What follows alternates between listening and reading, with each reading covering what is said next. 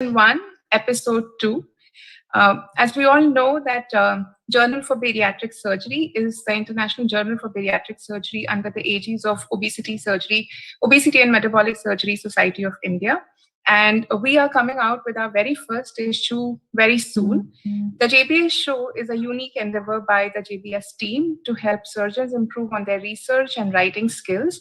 And we have today with us our chief editor, Dr. Pradeep Chaube, Kamal Mahavar, and all our speakers, Dr. Ashraf Haddad and Dr. Praveen Raj, along with Dr. Raman Goel. I welcome all of you to the second episode of JBS show.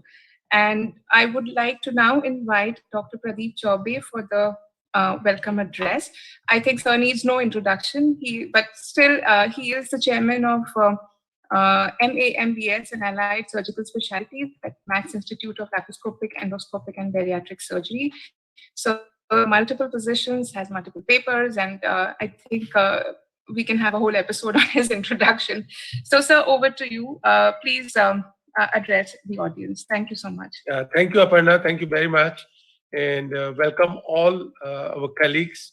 It is a very proud moment for us to be getting on to the second episode of this journal. And I must tell everybody and the enthusiastic support and initiative taken by OSI under the leadership of Dr. Raman Goel and our friend Kamal Mahavar and Dr. Manish Khaitan as a president. And I think in a very short period, we have covered quite a bit of distance.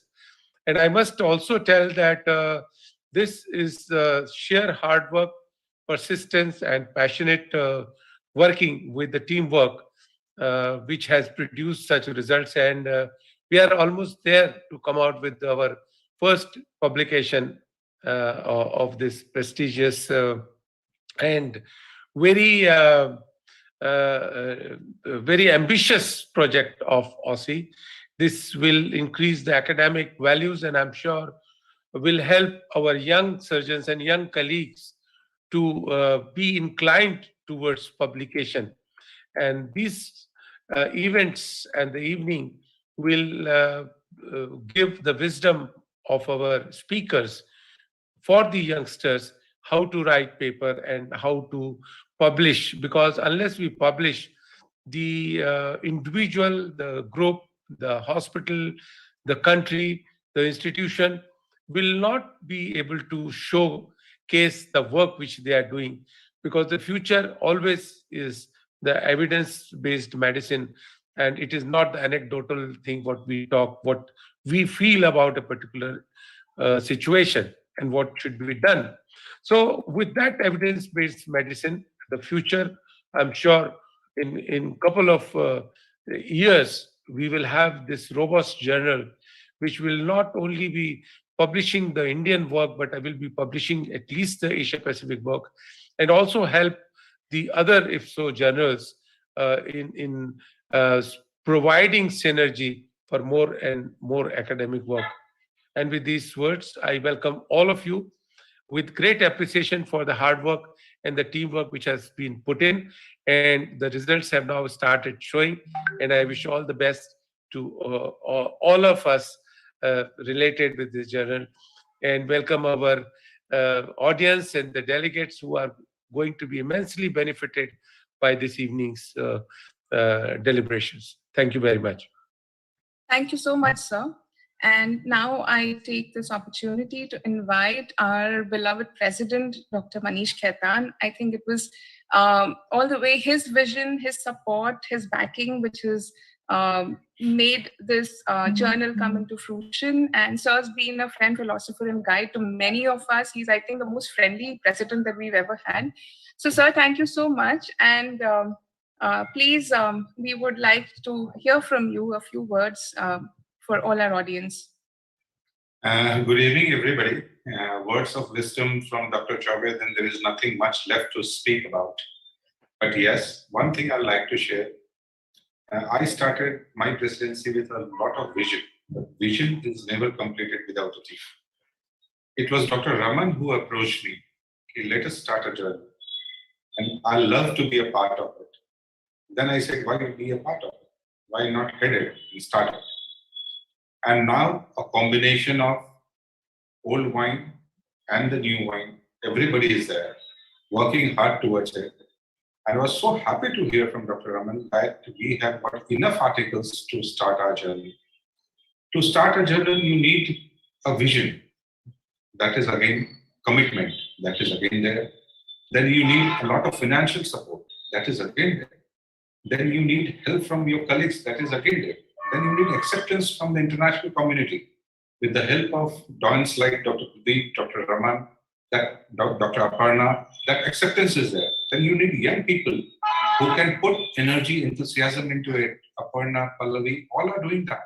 You know, I'm nothing, but you all are doing a great work. And in due time, why only IFSO APC? Why not all over the world? You will see this journal doing some publication, giving some sense to science, some value to science in coming time. I wish all the best to everybody and hope that we come out with more successful colors in coming years. Thank you very much. Thank you so much, sir. You really inspire all of us. And I think we follow our leader. And that is why the association has also progressed so much in the last 2 years. So with this, we move on to the first lecture of today's episode.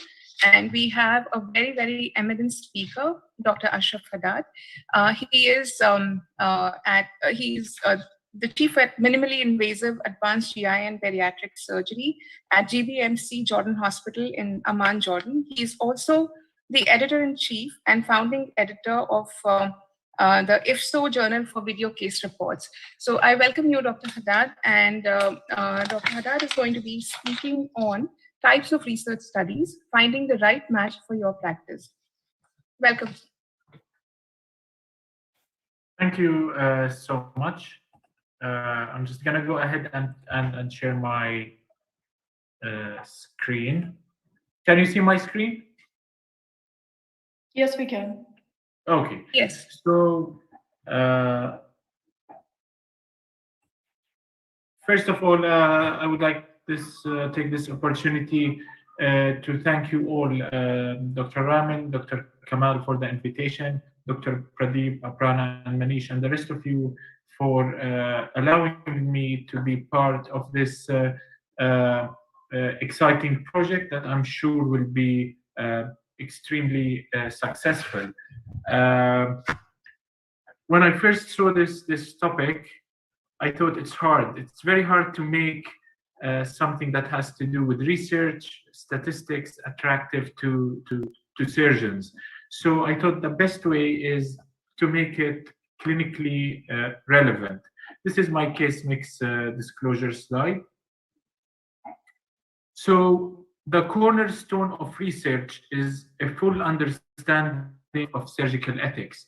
And before talking about the types of different studies or research, I briefly want to talk about surgical ethics. And the reason I want to talk about it is just because it's closely associated with innovation. And as we know, the future of the surgical progress depends on us, the surgeons, finding solutions, innovation to our patients' problems. And surgical ethics are unique because it's a combination of technical capabilities, knowledge, judgment, and the surgeon-patient relationship is the strongest of all. So with the rise in innovation, whether the types of procedures or the industry, this is going to challenge our professional integrity more and more. It's going to challenge how we publish. And what we lack in surgery is RCTs, randomized controlled trials. They're very hard to do because our procedures are invasive in nature. And I think the lack of randomization, we as surgeons have justified it by our surgical exceptionalism, that as surgeons we could do things that others might not do. I'm not going to talk about this, but anybody who wants to publish should understand the history of the ethical guidelines. So they should read about the Nuremberg Code, Declaration of Helsinki, and the Belmont Report, so that as you progress and move forward, you're aware exactly of what you can and cannot offer your patients. The basic requirement of IRB, or Research Ethics Committee, consent and protection of vulnerable population should always be at the center of the clinical research. So before talking about the types of research, the most important step, and it is usually what generates the research project, is having a research question. So if, let's say, you want to look up weight regain after Roux-en-Y gastric bypass, and you look it up, you cannot find it, you have to go through multiple studies, you have already found a good question. You have already looked in the literature, and there's no one study, meta-analysis that answers your question. So some people would just get their answer and stop, and some people would take this as an opportunity to provide a publication. So whenever you have one good question, whether it's something you read, whether a case you encountered, a complication, that is the cornerstone for you to start your research. And there's endless types of studies, and some of them are more expensive, some of them less expensive, some of them time consuming, some of them not, some of them need IRB. So you could find the type that suits your clinical practice, your setup. If you work in a university hospital, you're going to have more resources, versus if you're in private practice. So I thought the best way to make this interesting is just to share with you and the rest of the audience of how I got into publishing, and how I tried, regardless of what stage in my career I am, to get a publication of what I saw. I did my general surgery residency here in St. Agnes Hospital in Baltimore, Maryland. And during residency, my first interactions with publication were case reports. So one of them was a liver case, one of them was an intussusception secondary to a melanoma, and I wanted to publish them. So the first thing I was told, that they are hard to publish, which is true.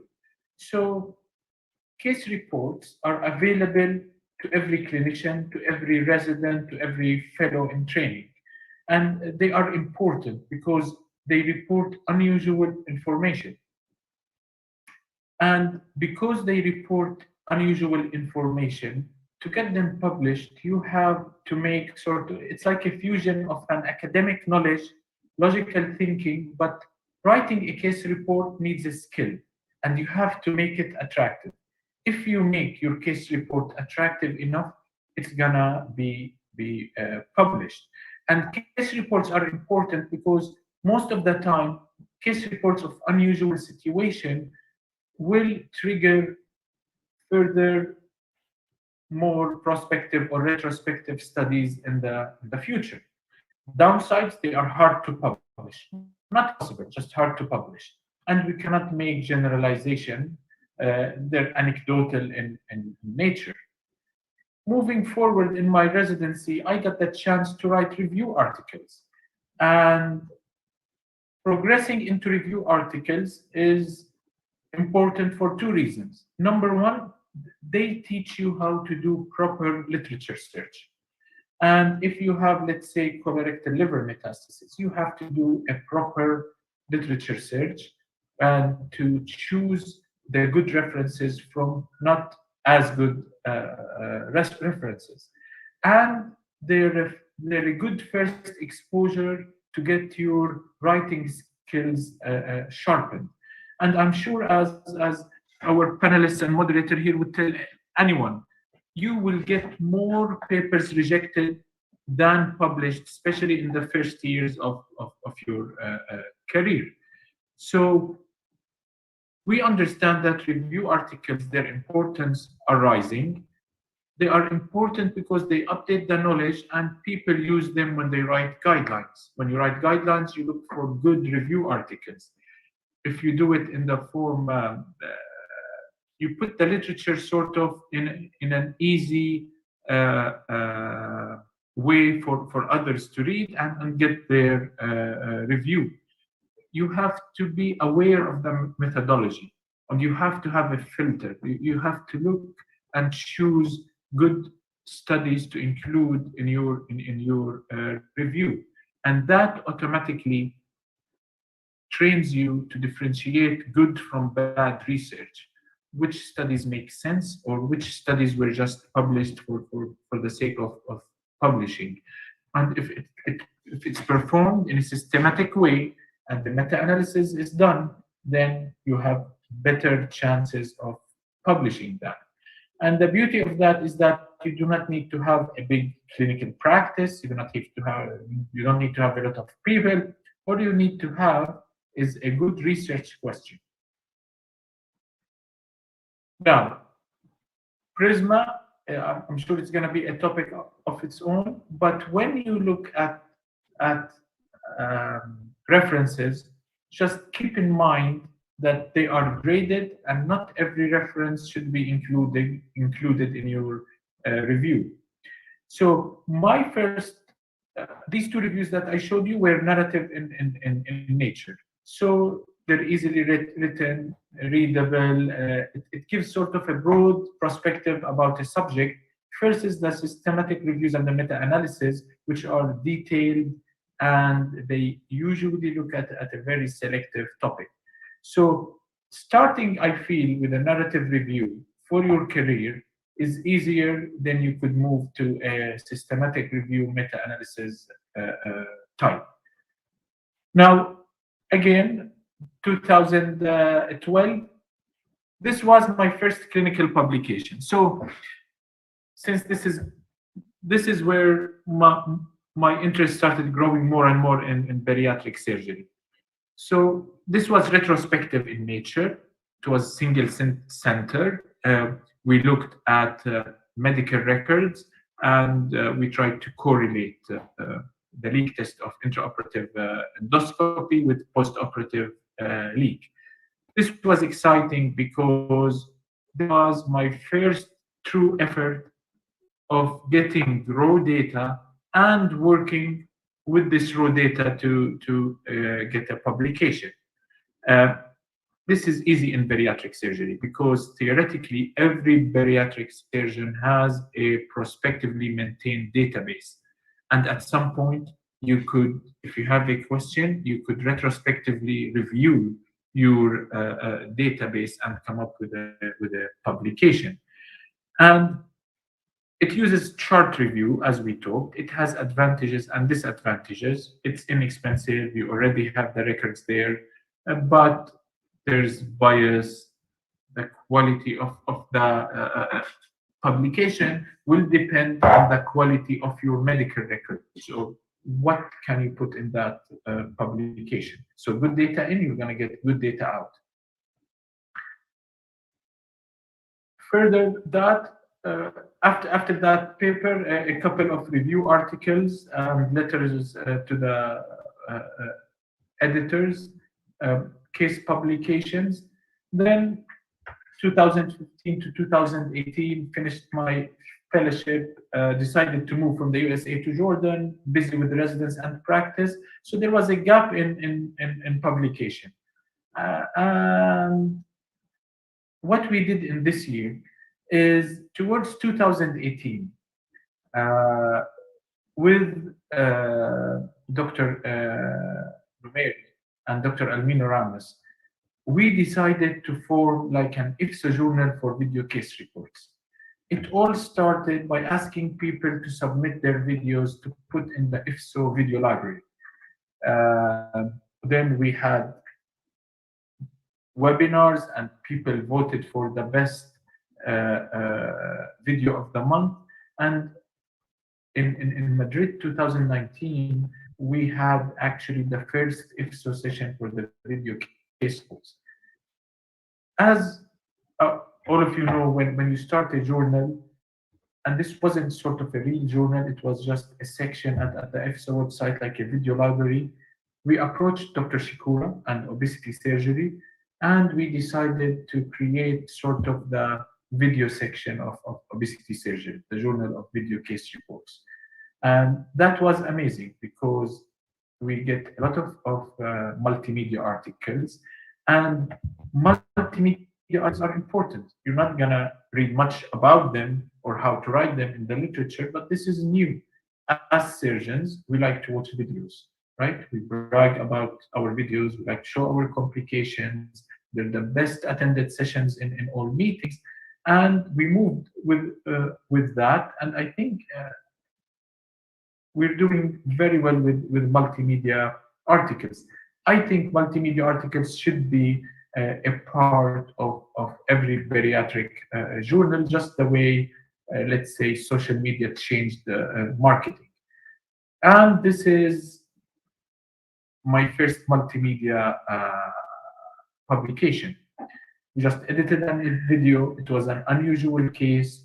It's already hard to publish a case report. I said, okay, let's try to make it a video submission. So this was an unusual case of gastrogastric fistula after one anastomosis gastric bypass, probably the first reported in the literature. But this led me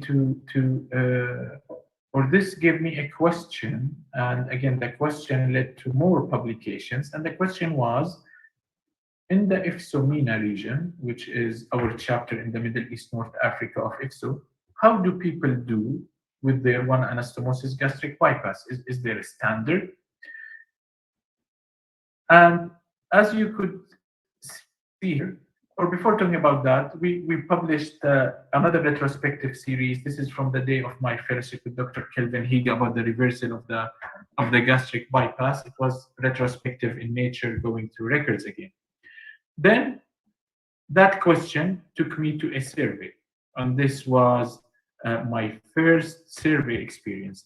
I think between the audience, Dr. Mahawar has a good experience in surveys as well.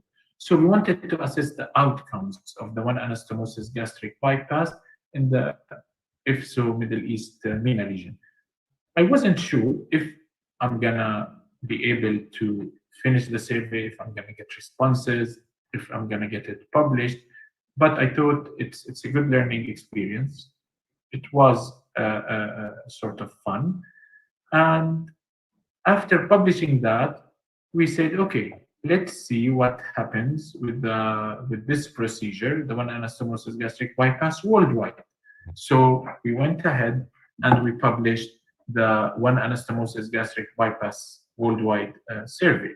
So the beauty of this of the surveys is that sometimes you have no other way of answering a question other than performing a survey.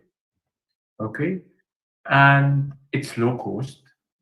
Okay, however, you could analyze the data quantitatively and qualitatively, but it's biased.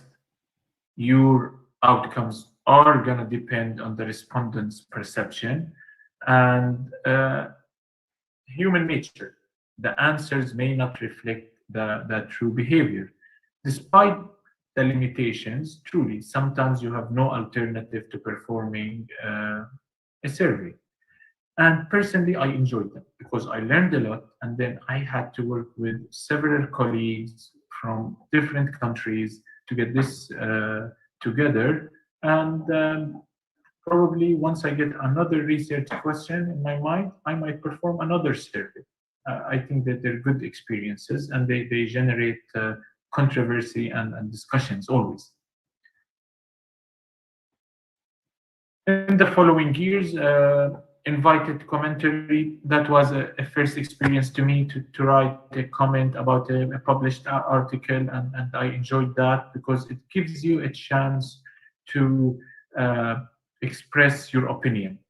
Further video case reports, and then another survey in a Delphi sort of consensus. I think also Dr. Mahawar and some of you were part of this. This was also interesting. Again, discussions with colleagues. You find out what other colleagues do and don't do. So I think it was interesting. At the end, research is what I'm doing when I don't know what I'm doing. And it's wiser to find out than to suppose. I would like to thank you all for your time. I am not the most experienced in research. I am still learning, and hopefully you found all of this somewhat helpful, especially to the people who are about to start publishing in their career. Thank you. Thank you so much, Dr. Haddad. It was a wonderful lecture and especially your own research journey. So that was really inspiring for all of us. And I would now like to invite our chairs for any comments or questions if they have any.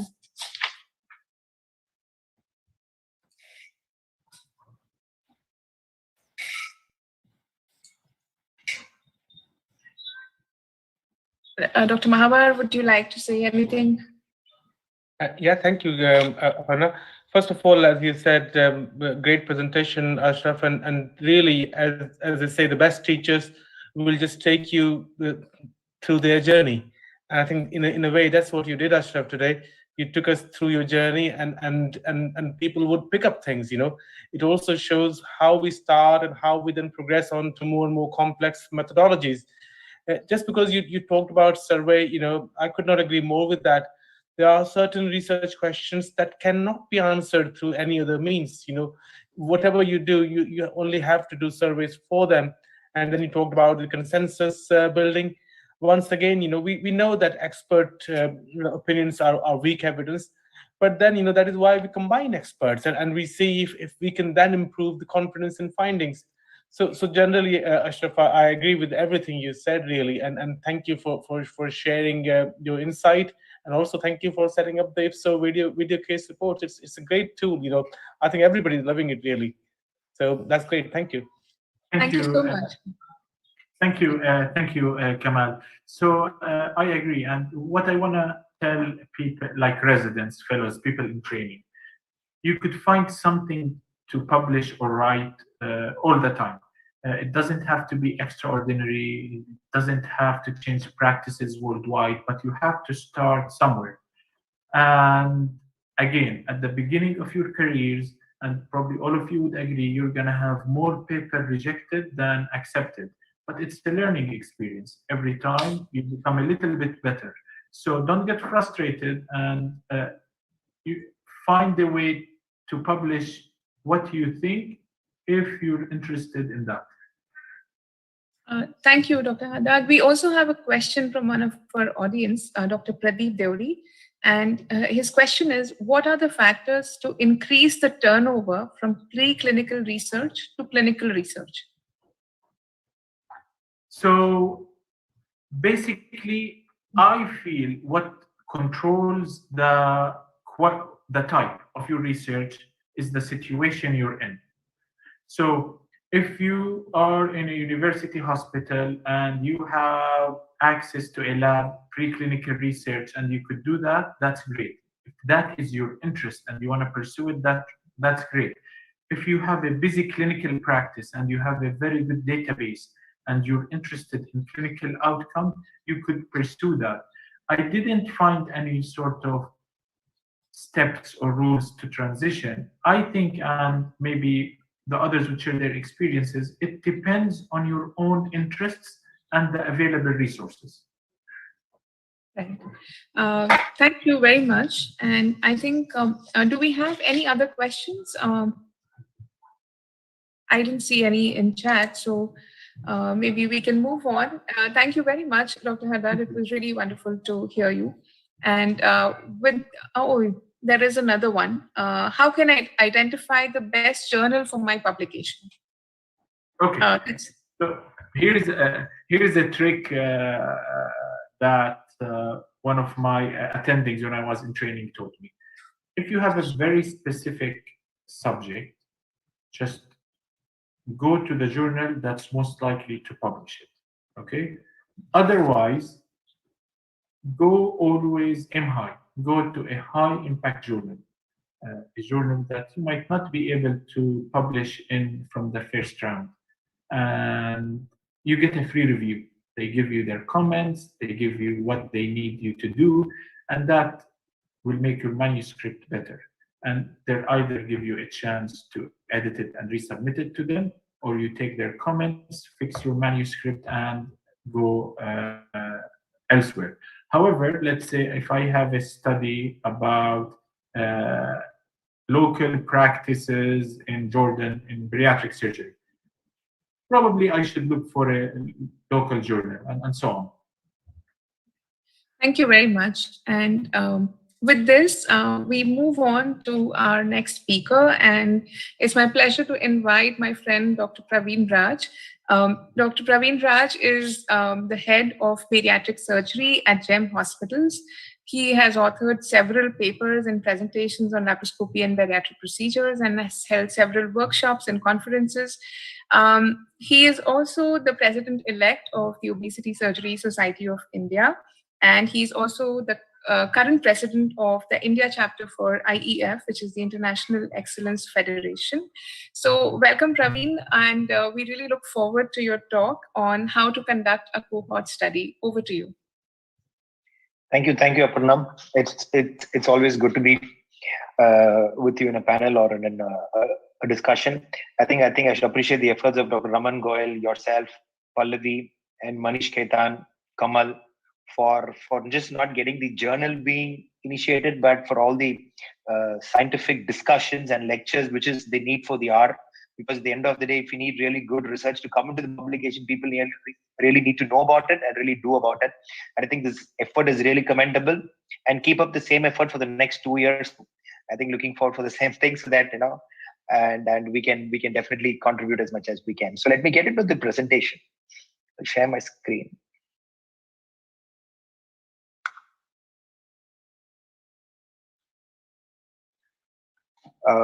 So I think we have the JBS show, an initiative of Journal of Bariatric Surgery. Very proud moment, and really proud to be part of this. So I think in my talk, I will touch a little bit what Dr. Ashraf had already spoken, or probably was supposed to talk, and get into the actual part of it. There will be a lot of similarities or gray areas between his presentation and mine. But then I'll try to go through the basics of actually doing of a cohort study. How to conduct a cohort study. So that will be the prime theme on which I'll be talking. So the part of the lectures will be, I will start a little bit on the different types of studies, which Dr. Ashraf has already said, because the understanding of what is a cohort study is very important. Then we will get into how it is actually done. How do you look at deciding the right research question and going into the different kinds of studies, and the basic protocol. I will not get into the statistics part of it because that's a different discussion by itself. So first we need to understand, why do we, I mean, before even trying to do the need of a cohort, we need to even understand why there should be actually a research itself. Why should we need to do a research? Research allows us to learn something new, to hone your problem solving skills, and to challenge yourself to new. So this was the definition I just copied from Google, and I just put it straight. But why am I putting this? I think I'll come to the end of my presentation. You will understand why I start off with this, because this is around which the entire research happens. I'm not going to explain the meaning of each of which. So I think my lecture is supposed to be on cohort studies, how to conduct a cohort study. So first of all, what is a cohort study? Cohort means a group of people. And any... yes? Yeah, slides are not moving. We are still seeing the first slide. Oh, is it? Sorry, sir. I think I've moved on. Just check it, yeah.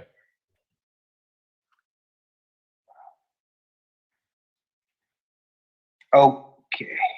Yeah, okay. Fine. I think it should be moving now, sir? Yep. Thank you. Yes, okay. Thank you. Okay. So first, coming to cohort study. Just 2 minutes into the different kinds of studies, then I'll rush through the research question. So cohort means a group of people. And any research design that follows a group of people over time, just a group of people. You identify any group of people. So let us say a group of morbidly obese people or group of people between 30 to 35 BMI. You follow them for a certain particular condition. That is called a cohort study. And this can be forward-looking or backward-looking. A forward-looking is a prospective cohort, and a retrospective is or a backward-looking is a retrospective cohort. In simple terms, following a group of people over time. So what are the advantages? Cohort studies helps us understand relationships like a disease or a procedure with factors like the risk factors or the association factors or causative factors, etc. Basically, it gives us relation to multiple different factors surrounding a disease or a procedure. So that is why following a group of people over time can help us understand more about a disease or an intervention. And the cohort studies, it's very important to note, it is done over a period of time or looked over a period of time. There is no control. The conventional cohort studies have no control, just a group of people. And there is no control and there's no randomization. Why I'm mentioning this is, it is important to understand certain stimulus studies that Dr. Ashraf has already said, but just to understand, which is similar to a cohort study, or we can pool it in the cohort studies for the sake of discussion during this presentation to understand. A cross-sectional study collects data only from one point of time or over a short period, unlike a cohort study, which is over a period of time. And a case control study, similar to a retrospective cohort, has also a control. When you do a retrospective cohort study, along with the control, that is called a case control study. And when you prospectively do it, along with the control, that is a prospective cohort control study.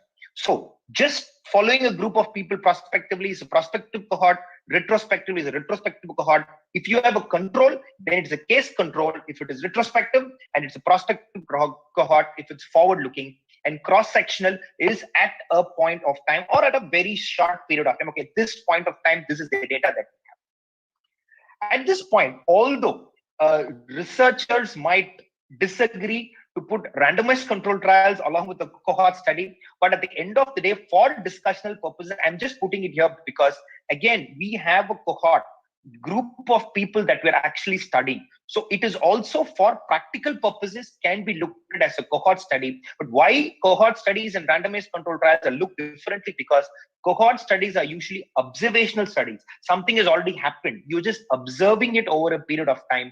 Unlike in a randomized control trial, you intervene or two different procedures or one procedure on a group. So these interventional studies are usually randomized control trials, and cohort studies are usually observational from the theoretical standpoint. But from a practical standpoint, yes, you are following a group of people over time. And then blinding, blindings can be no blinding all the way to triple blinding, can also be part of a randomized control trial. So with this basics, let me run into how do we conduct, where do we start? So this is the biggest question. You have the fellows walk to you, you have your colleagues who come to you, sir, I want to write a paper, this conference is coming, I want to really contribute something, just give me a topic, where should I start? Is probably the easiest question anybody actually walks into your thing and asks, especially when an important conference is going to come, you have your fellows come to you, sir, give me a topic. Sir, give me a topic. I'm saying, hey, that's the easiest question to ask, but topics don't come like that. But then this is the area most of them must start, especially people in clinical practice, in busy clinical practice. It's not that most people do not want to do, they're always stuck of where am I to start. So that is why they end up publishing case reports or case series, because that is the thing that is readily available in front of the eyes. They take it and they end up publishing it. So where do you start? This is the important thing. So what is important is to understand the problem, or what we call the problem statement. Everybody is doing clinical practice. If you actually keep your eyes and ears open, look around, you definitely will have a lot of problems or a lot of issues in our own clinical practice, which we do not have answers at. Let us say we've been doing a mini gastric bypass. Probably there is increased chances of a protein energy malnutrition. You're just seeing it, but you're still not sure. Is it really high or no? You're not sure. You try to look into literature. You try to ask your friends. You try to ask your colleagues what is really happening in a practice. But then you see a problem happening in front of your eyes and you're not sure. So this is the area that you start. A problem statement. A problem statement can be from the practice that you see, Or you could be an avid reader, you're reading a lot of scientific research, but for some reason you do not have certain answers to certain questions. You've been beating around, you've been searching for literature, you've been searching for answers, but you still do not have an answer. So this problem statement, write it down. That is where you are going to start. And this problem statement is what in scientific terms we call the research question. The question you want to find your answer. That is what you're going to search. Yes, you're going to look out for, but you're not sure. You need to be clear on your research question. And usually this research question, preferably if it comes from a want, then that is the right research question. If you just ask the question for the sake of asking a question, for the sake of doing a research, that is really not going to help neither you nor anybody in your practice. So let us take it for example. I just gave an example of a mini gastric bypass. You are seeing high protein energy malnutrition, but then you're trying to look for answers. Then let's say you are from a place of Gujarat, for example. Then you read a paper that actually comes from Punjab, and that says, no, there is no increased chances of mini gastric. I mean, no increased chance of protein energy malnutrition from Punjab. But then you go backward and see all those patients in Punjab have been non-vegetarian patients, and you are from Gujarat, and your patients are all vegetarian patients. Now you still need to know, okay, in a non-veg, there is no increased incidence, but I need to find an answer for my patients. So your research question will be to look out for the incidence of protein energy malnutrition for vegetarian patients from Gujarat. So that is a research question. But if somebody from Gujarat has already done that, you shouldn't be ending up doing the same thing because somebody has already done that and they have an answer. Maybe you could have a different question. You can look backward and see micronutrient deficiencies. You can look backward and say bowel movements or flatulence, things like that. But then you need to ask a question, look out for it. And when you don't find an answer, that is when the question becomes relevant. And this is where a review of literature is very important. And many times, questions are also easy to be found. Like your fellows will come to you taking like 4 or 5 topics. Sir, can I do on this? Sir, can I do on this? Sir, can I do on this? But then the point is, they wouldn't have actually sat behind and looked into every possible review of literature on that particular topic. Maybe the question that the answer that they wanted to find out was already there, well done.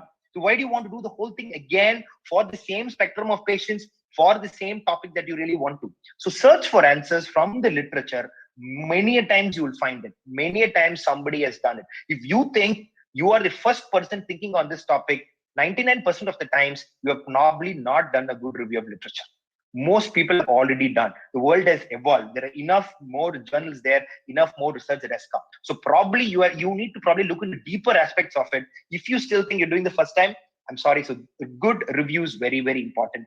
And when you review it well, you will find some gaps in that literature on which you are basically searching. You might have started with a question. You might search the literature, but you will suddenly find some gap in that literature that was actually missing, which you start tuning or refining your research question. And that is when you start with the further aspect of your cohort study. So next point, once you know this clarity on your question, the next aspect is selection of your cohort. So what are the patients which I'm going to do a study? Let's say this classical example, the mini gastric bypass patients who are going to be operated, vegetarian patients in my place, I'm going to look out for. So that is your cohort. If you really also want to keep a control, I mean, if you're looking prospective, it's called a prospective control, or if you want to retrospective, it's called a case control, or you just want to study the incidence of protein energy malnutrition in the mini gastric bypass patients prospectively, that is just a prospective cohort study. So you need to select, okay, you need to have the right research question, then select your cohort population, whether you need a control or not. So you need to have a good clarity on this. It is here the decision making becomes very, very important, because what kind of study I'm going to do is going to decide the entire outcomes, because retrospective will give you different answers, prospective will give you different answers, having a control will give you different answers. I'm going to go through 5 clinical scenarios on which I have personally done and published from our institute, and what made us ask these questions and how we chose a particular study and why we did this. So I will go through these 5 clinical scenarios. So let me start with the first one. So this was in 2012-13 when there's a lot of discussions on NAFLD in bariatric surgery or NAFLD in morbidly obese. The liver transplant guys were talking a lot of NAFLD, things like that. So we were, anyway, as a part of another clinical trial I'll be talking to you, we were taking a lot of liver biopsy. We were taking intraoperative liver biopsies for all our bariatric surgery patients at that point of time. So we thought we have morbidly obese patients. We have liver biopsy because that is going to be the gold standard to understand the different degrees of NAFLD. Why don't we use this data to understand the prevalence and predictors of NAFLD in morbidly obese, who are, of course, obviously getting a bariatric surgery. So this was what we wanted to know. Here, we have the data already that has happened over a period of time, and we have now who are having NAFLD. So we need to look at what is the prevalence of NAFLD in morbidly obese. So this is a simple retrospective cohort. So you take a group of patients who have had a biopsy. You know, among these group of patients, because all of them are morbidly obese anyways. Now, what is the prevalence of NAFLD? Simple retrospective cohort study. We also wanted to study the predictors of NAFLD. Predictors means, let's say, does BMI have an influence, or age has an influence, or any enzymes have an influence, or presence of comorbidities have an influence. So what do? You split. Instead of just doing a retrospective cohort, you also take a control. So the cohort will be the patients who have NAFLD. The control will be the patients who don't have NAFLD. You take both the groups. So this is the cohort, that is the control. So what is this study? This is a case control study, because you have a retrospective cohort and a control, because you wanted to study predictors. If you have to compare, you need to have a control. If you just want to do the prevalence, just a retrospective cohort would do. So this is what we did. So we did a retrospective cohort and also case control study. We were able to understand the different factors. I will not get into this, the different predictors and the prevalence factors associated with non-alcoholic fatty liver disease in morbidly obese South Indian patients undergoing bariatric surgery. So this is how your research question will tell you what you should actually do. The same study, this was the actual study on which we did that. But the primary reason why we wanted to do the study was to understand the effect of bariatric surgery on NAFLD. At that point of time, there was no study from, in fact, there was hardly any study from Southeast Asia. This is about 2013 or so. We wanted to understand whether bariatric surgery influences NAFLD on all the degrees of NAFLD. So what we did, we took in, so basically what we'll have to do, we will have to take a biopsy, follow up the patients, understand who all had NAFLD, follow up these patients who had NAFLD over a period of time, 6 months or 1 year, redo a liver biopsy. Yes, you have non-interventional techniques also, but we wanted to use a gold standard technique for whatever reasons. Then we had to follow up the patients over a period of time. So what do we do? So who's our cohort now? Patients who have had a bariatric surgery and who were diagnosed to have NAFLD. So those who did not have the NAFLD were removed. So this becomes the cohort. You follow this cohort over a period of time. And then you again take your data and you study what has happened to this particular patient. So what is this? This is a prospective cohort study. No control. No control at all, because this, the subset of patients is, or your cohort population, because we have to be clear on the question and the population. The population is only those who had NAFLD and who have had a bariatric surgery, and we follow up. So that was the NASHOS trial that we did. We followed up. We saw there was histologically evidence improvement of NAFLD post-bariatric surgery. So it's a prospective cohort study. Likewise, in my practice personally, I was seeing for some reason, the patients who were elderly, I mean, just in your clinical practice, elderly who have had a sleeve were not having that good an outcomes. They used to come and say, sir, I haven't lost that much weight. My weight is still stagnating and things like that. I was like, what is really happening? So let us go backward and see what is really happening with that patient. So I asked my team, come on, start looking from different age groups, from 50 years onwards, start taking the sleeves, start taking the bypasses, try to compare and see, is the sleeve really bad, or probably both the bariatric procedures are bad. So what did we do? So we wanted to understand whether sleeve is having a good or a bad outcome in elderly. So good or bad outcome means it is a relative, it's a concept of relativity. So you need to have a control on which you will compare. So what we did, our control population was patients who had a Roux-en-Y gastric bypass. Our cohort population were the patients who had the sleeve gastrectomy. We retrospectively compared cohort and a control. So what is it? It's a case control study.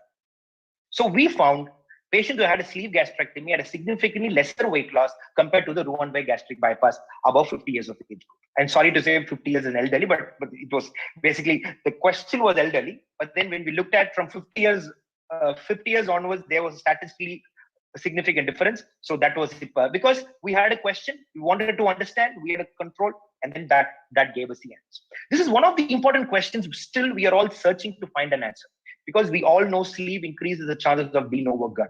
We have enough data. We talk about 20%, 30%, 40%. But then still, we didn't, all these data was based on endoscopic findings or clinical scoring related findings. We did not have an objective criteria. Objectively, if you have to say somebody is good, you need to have a 24-hour pH study For acid reflux, you want to do now a non-acid reflux, you need to have an impedance along with the pH study. So we wanted to really understand objectively, because symptoms could be there, but objectively need not be there. So what did we do?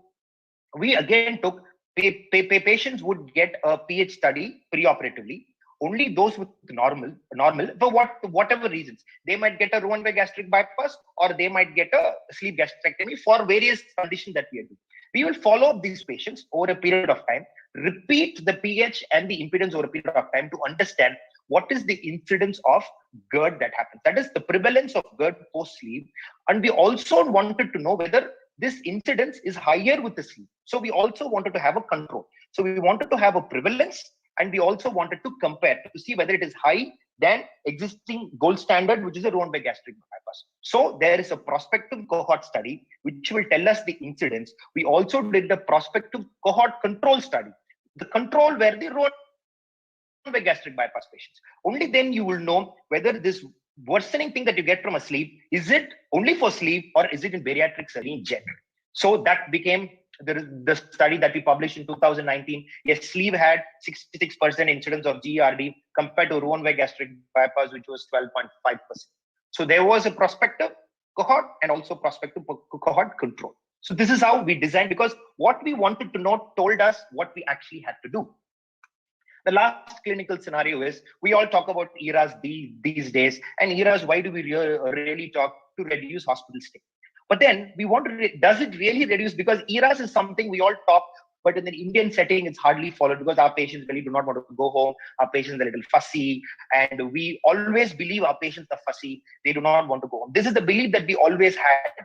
So we did a pilot study to understand whether it's practical in our setting. Once we knew, yes, it is practical, then we wanted to really understand, the whole world is talking about ERAs. Does it really make sense in Indian scenario? Does that really reduce a hospital stay? So what do?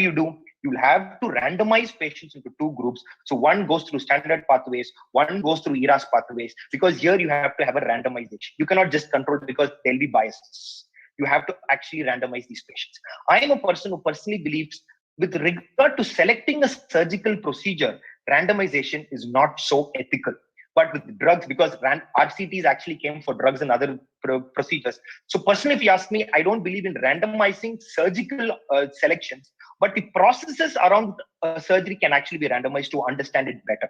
So we did a randomized control trial to look at ERAs. Does it really, for sleeve gastrectomy patient, does it really reduce hospital stay? Yes, it reduces the hospital stay.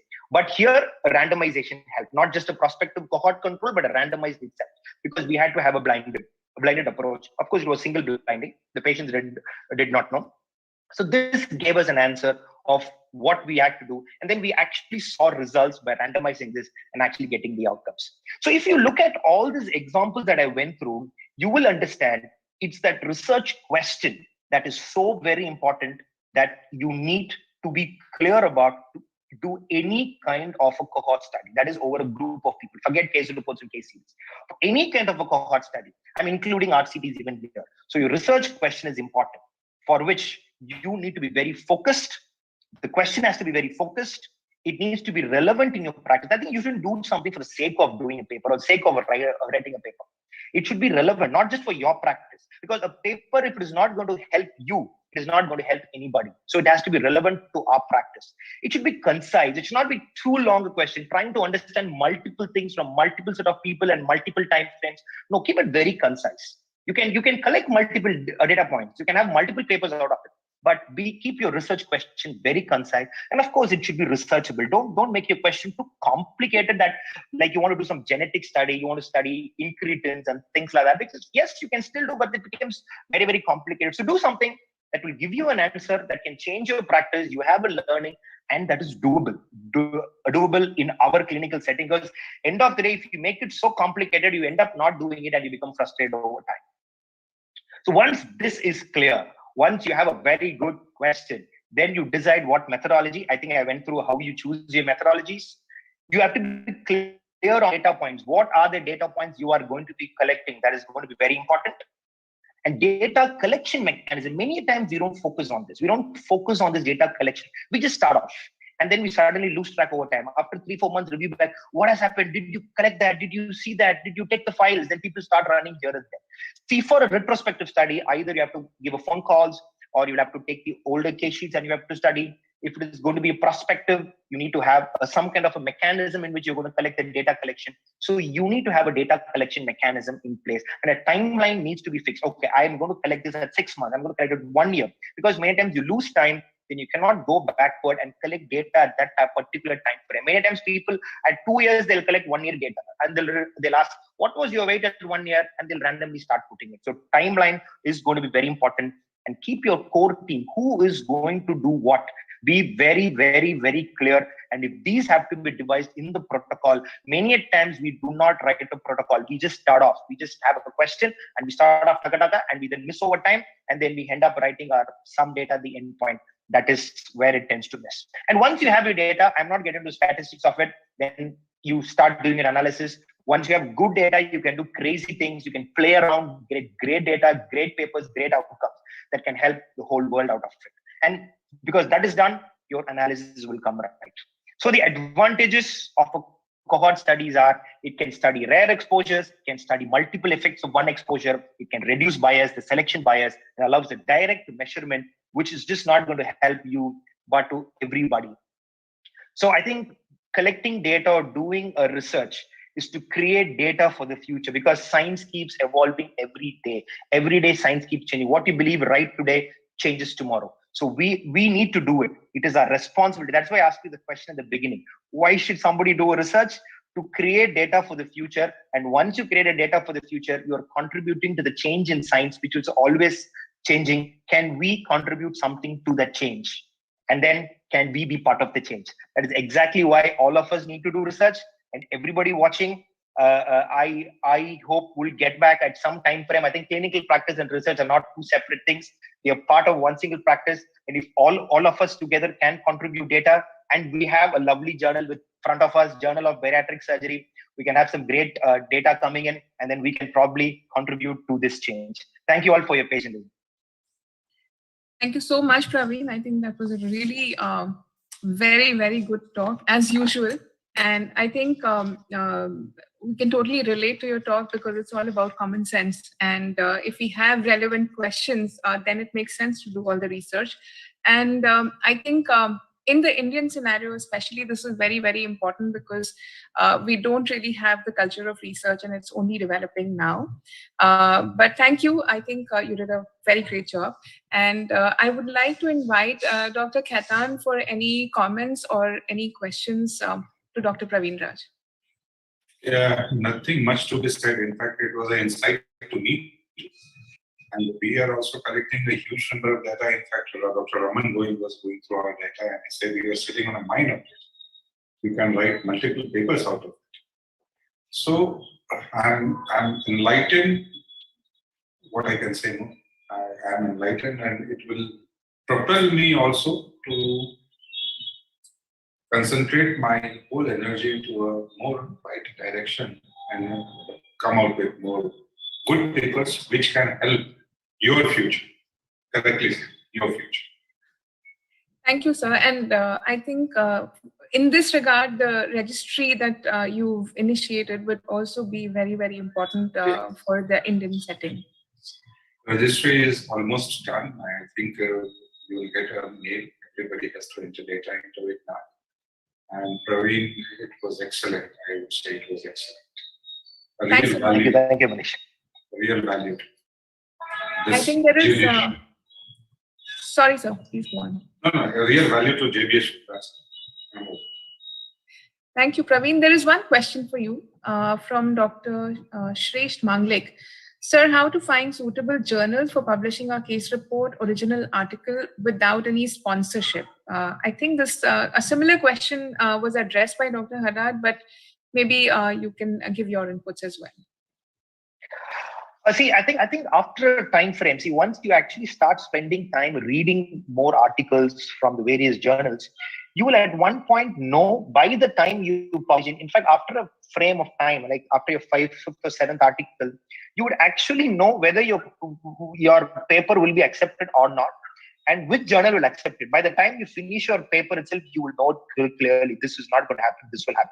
So I think you need to first spend your time knowing about what are the journals available around us, because see, there are crazy journals around us that you can eventually end up publishing every paper somewhere. So that is not the point.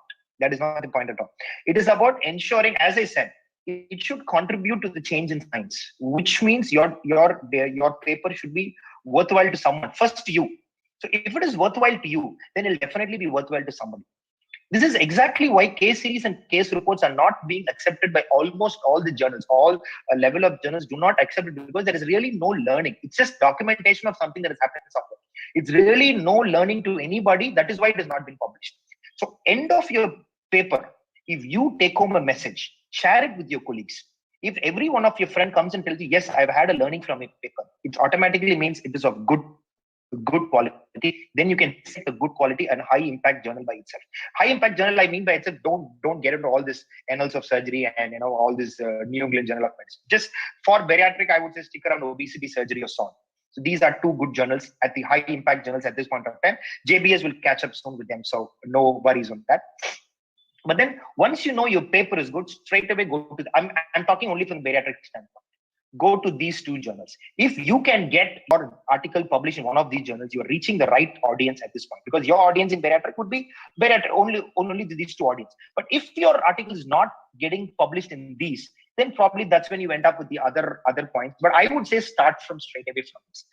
Of course, I will echo what Dr. Ashraf said.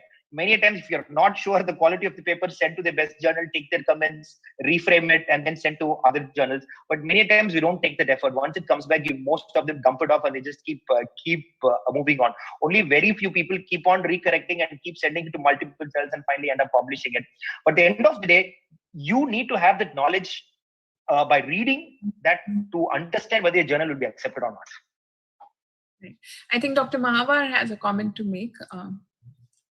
Yeah, no, thank you. I echo what Manish said about your talk, Praveen. It was a great talk, illuminating, learned a lot. I just wanted to ask you one thing, Praveen, because I don't think Ashraf mentioned about that. How important have you felt was the role of a mentor in all this? When we do surgery, in our surgical career, in surgical techniques especially, we all have mentors, multiple mentors that I can remember in my own career. Do you think in academic surgery as well, we need a mentor? How important that is, if yes, and if no, then just share your experiences, please. Thank you. No, I think as important as in a surgical procedure, I think some of the great surgeons have always had great surgical mentors. So likewise, some of the great academicians have always had, because where do you otherwise drive your inspiration from? Especially, I'm talking from Indian perspective. From an Indian perspective, research is just not, I'm sorry to talk in an open forum, research is not a serious thing in the entire undergrad or a postgrad educational program by itself. Yes, it is there, but most often people end up doing it. It's more like submitting the same old journal with 3 years before your seniors had someone just copy paste kind of a thing. So when you actually come to practice, clinical practice, that's what most people end up with. And for you, writing a paper is like have no clue. Once you land up, your seniors will tell you write a paper, but they themselves will have no clue of what to tell you, how to guide you, what you should be writing. So if you land up at a person who can guide you, telling this is the importance of why you should write, and this is the way you will write, and if he was doing that, then probably you will end up doing it. And if you see, most of the surgeons, at least in India, who are publishing, would actually be in the background of a center or a mentor who was actually a very good academician. I think you can actually count, including me. Because I come from the GEM hospital group, the team are already doing it towards a mechanism that was happening. Maybe that pulled me in. Maybe I was headed up somewhere. I might have not even written a single paper ever in my life. So I think that the mentorship or the place you work is very, very, very important, because it's to begin with, it's too dry. You don't even know where to start. It's like closed eyes. You are into a forest. I think mentorship is very, very important. If everybody could get a mentor like you, Kamal, I think the world will be crowded with papers. Or like you, Praveen, Dr. Goyal and Dr. Khaitan, they're very good mentors in India at the moment. and people could reach out to them. And I'm sure most of them will not say no, they will find time from their busy schedule. Thank you, Praveen. You've answered the question. I'd like to ask you a question, Kamal, a very good question actually raised by you. Very, very pertinent question. Mentorship is something, there is a serious question raised, then mentor is happy to help. There is a less serious question raised, and there is a question raised where I just want a help from someone, but I don't want to do it.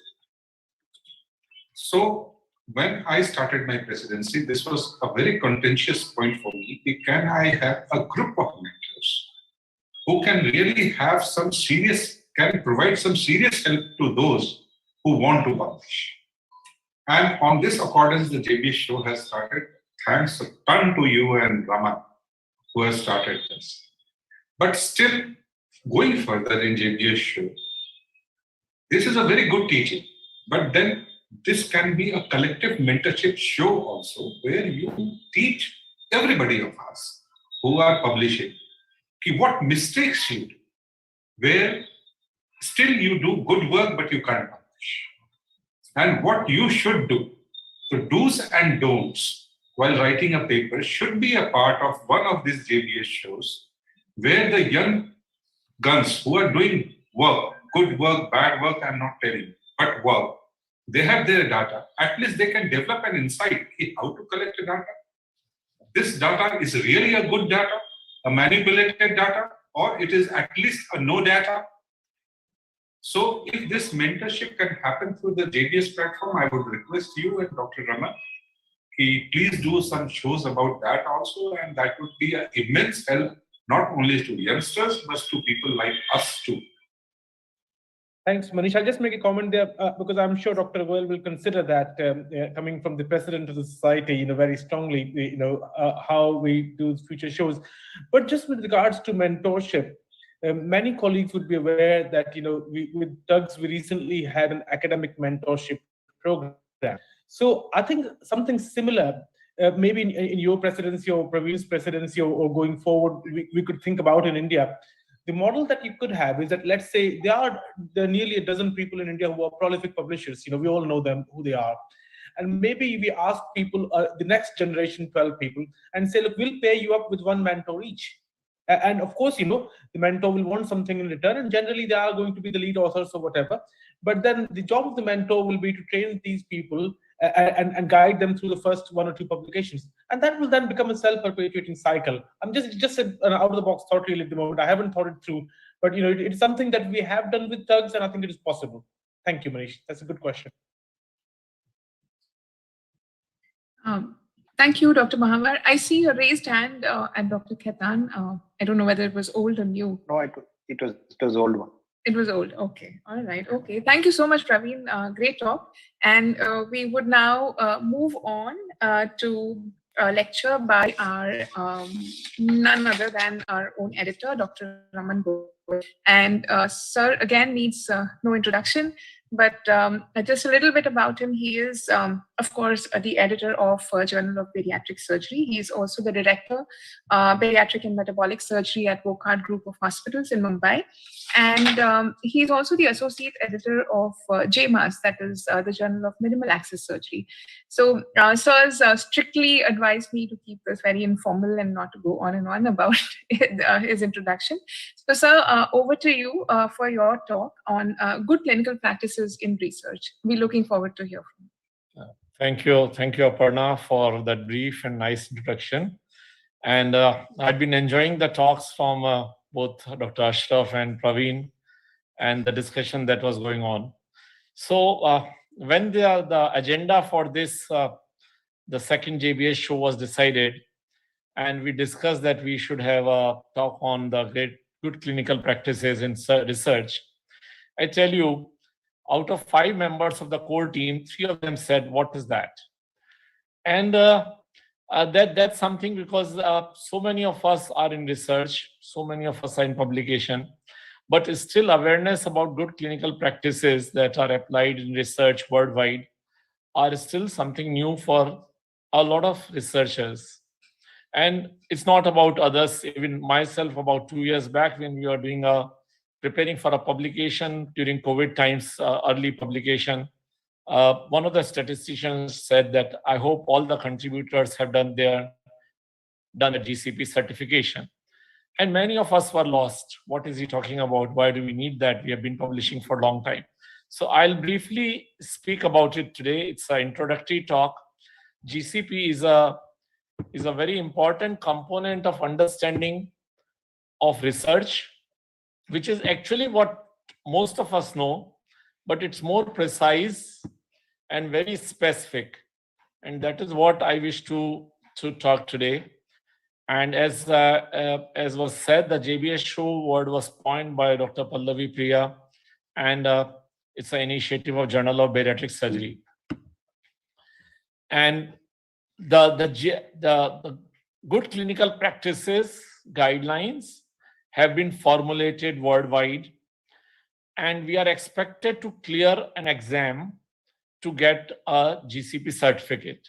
And I'm going to talk about that today and how this is relevant to every research.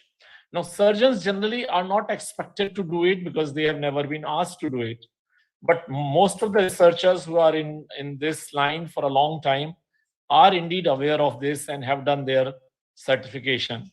And I'll be talking briefly about it. So I don't have any disclosure relevant to this topic today. And this is my case mix, which is almost about 65% of urinary gastric bypass. And let me be very honest, almost 99% of the content is from this particular GCP portal, which is very specific. So all the definitions and the content has been taken verbatim. So what is good clinical practice? These are international ethical and scientific standards for conducting a research, exclusively when we are involving human participants. Now, surgeons always do research on human participant, most of it. And this provides a uniform standard for acceptance of data from trials. So this has been necessitated because there were no standards as late as 80s. And the pharmaceutical industry was doing various kind of research, and obviously the physicians were doing research on different people, and they were finding it very difficult to get a uniform standard of data from various places. And thus, somewhere in 1996, the first level of guidelines were published. And this is basically, it was started in USA, Europe, and many other countries, and now it has been accepted almost worldwide. We have our own set of guidelines in India, which are almost similar with minor modification. And these guidelines, international guidelines, were again revised in 2016. And what are these guidelines? They are basically 9 set of principles. I'm going to talk not all of them. For some of them, I'll cover in detail. That trial should be ethical. Everybody agrees to it. For every trial, we need to assess the risk versus benefit, whether it's a pharmaceutical product or it's an interventional product or even a new kind of surgery, whether it's going to be safe for the participant and society, whether it will be useful for the society. We should know everything about that particular product or a surgery before we whatever is available, as Praveen mentioned, reading the literature. Every trial must be approved by an ethical committee or IRB, should only be done by qualified people, and likewise, all the particular principles that I'm going to talk about. Why this is relevant for surgeons? Because it's not only about the pharmaceutical product. It helps you understand the research methodology, why something should be done, what are the terminologies used, what are the regulatory requirements, international or regulatory requirements within your own country. It also makes you realize the importance of safety in research. How important it is that every participant should be, participant safety is supreme, and that's very important. And as we know, there are increasing role of devices, whether it's endoscopic or surgical, and concomitant use of drugs in bariatric surgeries. There are more and more clinical trial opportunities that are coming our way, and it's coming in way of many of the surgeons in India. Like, we are in the process of starting a major trial for a device and for a drug in a short time. which we have now not even considered a few years back, and then GCP guidelines are so relevant to be applied.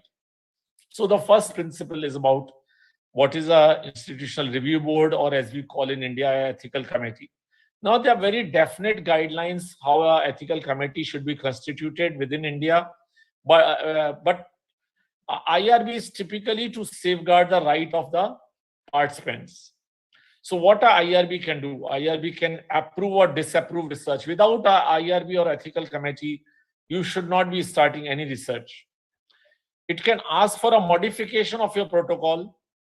It can suspend a trial or even of an approved research study, because if it finds that whether you are deviating from the protocol or the participants, it's not safe for the participant, it can suspend it. And it needs to review an approved study at least once a year. So it's not like that you have taken an ethical committee approval and your study is going on for 5 years and you're not briefing the IRB about the outcome. So this is very important to realize. Now, as we know, there are many collaborative studies happening worldwide, and Dr. Kamal Mahavar is one of those who has pushed these studies initially. It's important to realize that American guidelines allow a single IRB multi-site trial. This is not allowed in India, but I believe that if we push for it, we should be able to do it because it makes life easy. So one IRB takes the responsibility to evaluate a study for multi-site trial, and this avoids going to different ethical committees in different hospitals. And this plan has to be approved that we are only going for a single study. This is at the moment applicable for the NIH-funded US studies, but this principle can probably be applied in various countries if the surgeons and if the collaborators push for it in due course of time. Then comes informed consent. We all know what informed consent is. We have discussed it again and again. It's a process by which a person voluntarily agrees to participate in a research study. Now, the important part is that it should have all information to make an informed decision. So many times even in, let's say for a surgery, we are taking a consent of a minor, and we generally take consent of his parents or her parents. But the clinical trial, the good clinical practice says that if the child is mature enough, then we should also take the child's assent. So it's not the story doesn't end when the parents give a consent. You should take a assent of the child. So obviously you can't take assent of an infant, but if the child is mature enough, you should take it. And this is a learning for me, and I believe for many of us. Then what are the essentials of informed consent? First thing is, informed consent must be fully approved by IRB. So you cannot design your own informed consent after the protocol has been approved. Whatever informed consent you are taking, it must be signed by the IRB, and only that informed consent can be taken. And obviously, it has to be non-technical in a language that participant follows.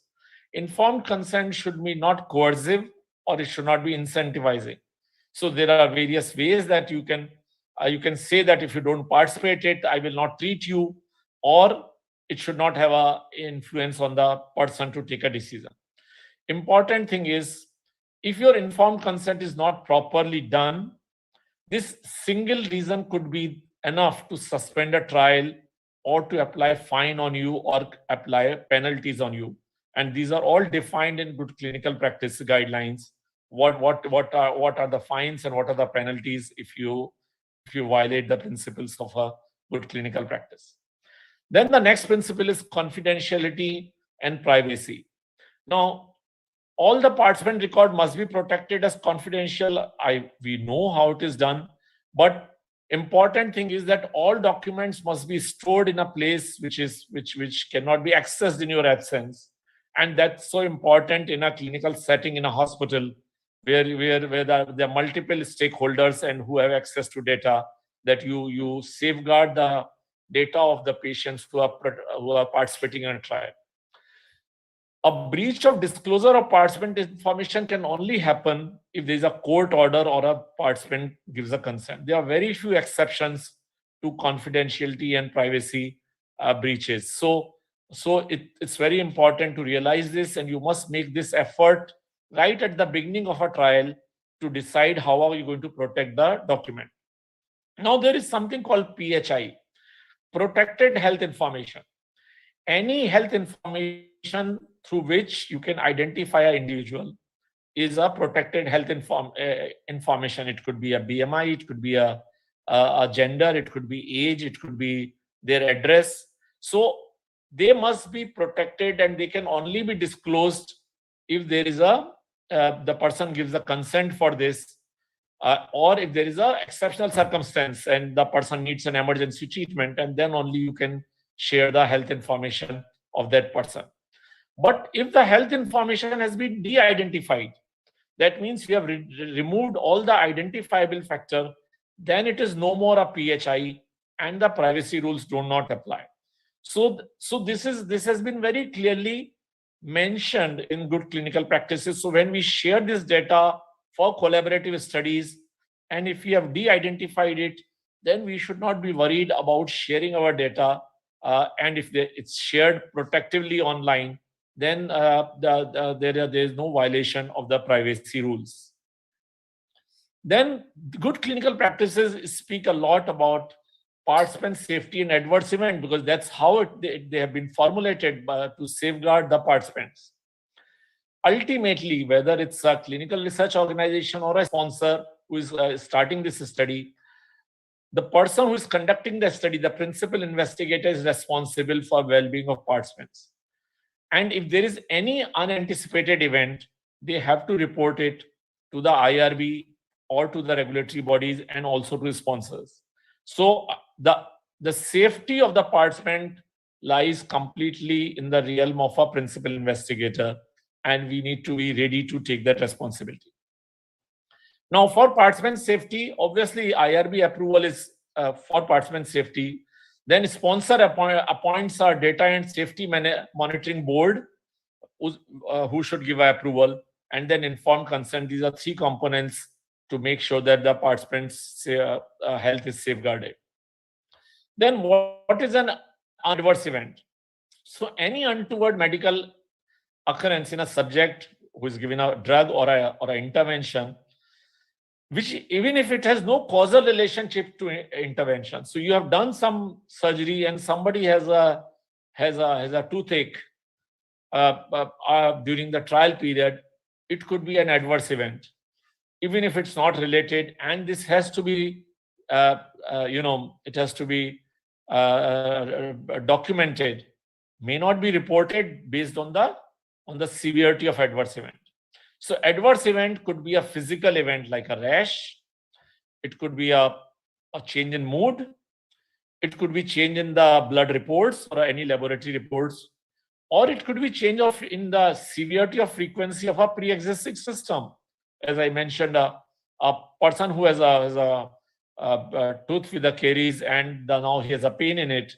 So this is still an adverse event, and that is how, excuse me, as a surgeon, we must document them. Now, what is a serious adverse event? Every adverse event is not a serious adverse event. So if an adverse event results in death or is life-threatening, or it requires hospitalization or prolongs an existing hospitalization, causes or disability or incapacity, or leads to birth defect, or requires medical intervention. So these are the things. Even if it was an asthma and the patient had to go in emergency room to get asthma treated during the clinical trial period, it's a serious adverse event. So we need to differentiate, because the reporting changes based on whether it's an adverse event or a serious adverse event. And this is how it works. I'm very briefly talking about it. Each of these components have a few pages and explanations which you need to read and understand. Then come documentation. Why documentation is so relevant in a clinical trial? Because when you do documentation, when you prepare a protocol and all those things, everybody does the same thing in the same way. So whether you are doing it, whether your fellow is doing it, or whether your trial nurse is doing it, everybody knows what protocols to follow. Because when you do not standardize your documents, it becomes risky for the participants, and it may not lead to valid data. And if you do not get valid data, then the entire effort of conducting a research has gone waste. And this is important. There are various kinds of documents which have been defined, like investigators brochure, operations manual, SOPs, research protocol, and everything has a different meaning. Like investigators brochure is something like that all the information about the condition or the intervention, past and present, must be in this brochure. So the investigator should know whatever interventions have been done, similar kind of intervention, and what were the outcomes. So like that, you need to know these interventions. The second thing is, what is a research protocol? Now, research protocol, as has been discussed again and again, why are you doing research? Where are you doing research? Who is going to do the research? What are the components of the research, and when it will start and when it will end? If all those questions are answered, that makes it a research protocol. And this is how you need to do it. There are various components of research protocol as mentioned here. I'm not going to run through them.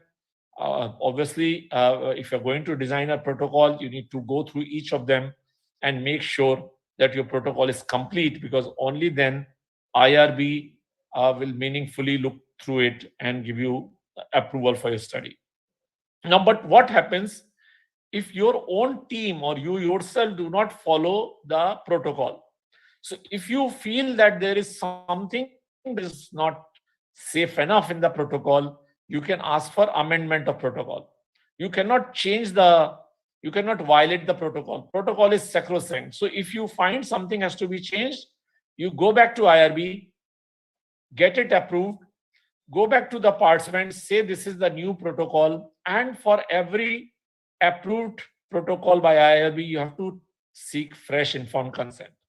So friends, please realize the same thing should apply for surgical research, because if you're not applying it, you are exposing yourself to medical, legal, or research related violations.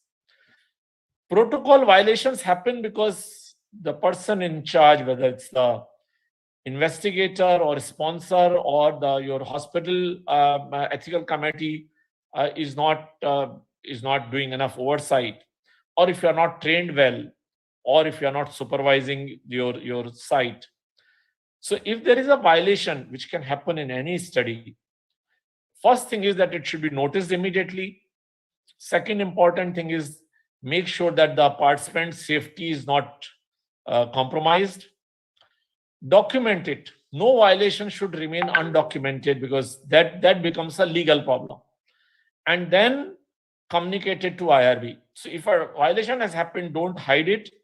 Communicate it to IRB. This has happened. This came to my knowledge on Monday. On Tuesday, I did these actions. Wednesday, I did this. All the participants are safe. And now I'm coming back to you within 3 days or 4 days or within a week's time. And this has happened, and this is what I want to report. Now, what are the different kinds of documents? There are source documents. Source documents are basically to document the existence of a study participants. So this is basically like your document that where there's an informed consent and whatever documents you create initially to identify the people who are participating in that. Now this is very essential, because this shows the integrity of the study data. Then the progress notes. So we obviously know what progress notes are. And then from progress notes, you fill up the case report form. That means the whatever the changes have happened because of your intervention or surgery or a drug, you ultimately enter them in case report form. Now, case report forms are important because from there the statistical analysis happens. But at any stage, the IRB or a regulatory body can ask you to show the progress notes and source documents. So you are required to safeguard those source documents Otherwise, your study can be challenged at any stage. Now, what happens when we call it a research misconduct? Now, typically, research misconduct involves three things: fabrication of data, falsification of data, and plagiarism. What it doesn't include, because we, people who are not reading the good clinical practices will understand this, will not realize this, that it doesn't include honest error or a difference of opinion. It is possible that you took a call, though there was a difference of opinion, and you went ahead and later on found that you were wrong. So that is fine, because you're not fabricating it, you're documenting a difference of opinion. Authorship disputes, who will be first author, who will be second author, third author, is not a research misconduct. It is a publication issue, and which authors have to sort it out between themselves. And non-compliance with procedures for the protection of subject. So something happens where you went out of the way to protect your subject, then it's not a research misconduct. Generally, a research misconduct destroys the integrity of your data. So it's important we avoid a research misconduct, which are the first three things that are mentioned in this slide. Now, what happens if there is a research misconduct which has been reported? Now, this can be reported by anybody. It can be reported by your co-author. It could be reported by a nurse. It could be reported by somebody who heard that you have falsified data, or you are involved in plagiarism, or by the editor. It could be. So primary responsibility, now it is believed internationally that if you've done a misconduct, you must self-regulate yourself. So primary responsibility of taking charge of a misconduct lies with the individual researcher and with the research institution. So research is a profession that should regulate its own conduct. And why this regulation is required? Because you need to protect not only the accuser, somebody who is a whistleblower, but also the accused, because he may be raising a point which he did not know that whether it's right or wrong, but it can destroy the credibility of a researcher, and it can destroy the credibility of institution if this is found wrong.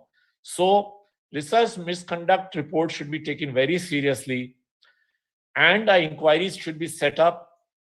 Preliminary inquiry, if it shows this misconduct has happened, then a proper investigation should be held, and then adjudication should happen where there are penalties decided either by the institution or additionally by the regulatory bodies. But friends, please realize most claims of misconduct remain unsubstantiated for various reasons. They may not be true, or they may be true and have not been proven. So misconduct is something which is taken very seriously by the IRB, by the regulatory bodies, and by the editors when it comes to their knowledge. Now, what are research misconduct penalties? Now, it depends based on various factors, whether you did it knowingly, whether you did it intentionally, or you did because you were reckless, whether it's an isolated event or they see a part of pattern you have been doing misconduct at various levels, or whether it has a significant impact on research record. If it's a misconduct which did not affect the safety of the person, or it did not affect the research in a big way, probably the penalty will be less severe. And likewise. Now, what happens? What are those penalties? Penalties could be that if you are taking funds or a grant for your research, they may be suspended or terminated. But it could be very simple, that your further research will be supervised, that you are not allowed to do a independent research. Or the journal may decide that if you've done a plagiarism again and again, that they will not publish your articles in future, or they will not consider them for publication. Or it can be as severe as termination of employment. So research misconduct penalties should not be invited. You should be very careful and avoid them. Then in any study, recruitment of subject is very important, because if you don't have enough subjects, then whatever is your research question, you will not get answers. And it's very important that you recruit subjects and retain them for a long time. Now, what are the ethically acceptable recruitment strategy? Because you cannot advertise for recruitment of subjects. So the best thing is that if you already have those subjects at your place, if you are already doing surgeries, patients are coming there, and you tell them that I am doing this research and they agree to it, that's the best thing. The second thing is that you can make people who refer patients to your place aware that you're doing research and they refer. But it is also possible that you can have an announcement in your clinic or as a standee or as a poster, which with prior approval, the entire design, font size, the poster size, everything has to be approved by the IRB, so that it is neither coercive nor misleading advertisement of your research. And what is a misleading advertisement or announcement? If you say, this is not an invasive research, I'm not doing an invasive research, but please remember, even drawing blood sample is considered invasive by a patient. So please be careful about wording of how you announce a research. When you say it's a new treatment, or it's a new medicine, or it's a new drug, but actually it's not a new drug, it's an investigational product or a drug, so it's not a new treatment for the patient. When you say it's likely to be equivalent or superior to available treatment, this suggestion is wrong, because you are just assessing whether it will be superior or not. That's the outcome of the research. When you say, if you come for this, you will get free medical treatment, it's not a free medical treatment. You're not doing a charity to the patient.